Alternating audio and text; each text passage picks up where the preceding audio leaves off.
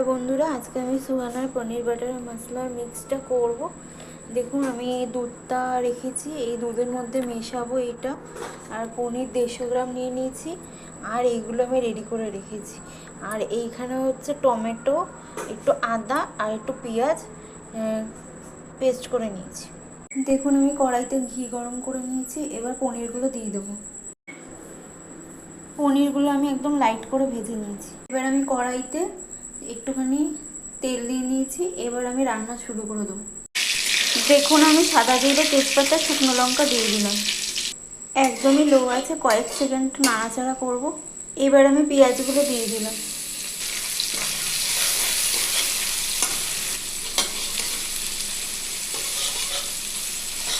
একটু নরম হয়ে আসবে, তারপর আমি টমেটোগুলো দিয়ে দেবো।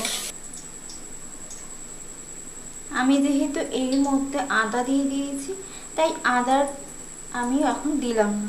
এই সময় আমি টমেটোগুলো দিয়ে দিলাম। আবারও নাড়াচাড়া দেবো যতক্ষণ না টমেটোটা গলে আসে। দেখুন, আমি এবার মিক্সটা দিয়ে দেবো।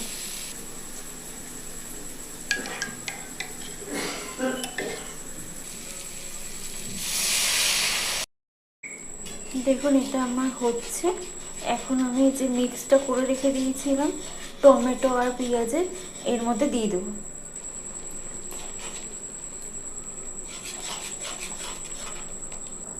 এখন আমি এই গুঁড়ো মশলাগুলো পরপর দিয়ে দেবো।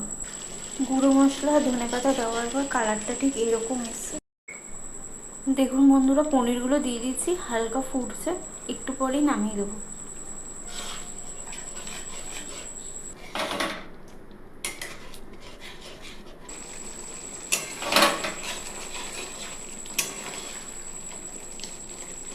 দেখুন বন্ধুরা, হয়ে গেছে, এবার সার্ভ করব।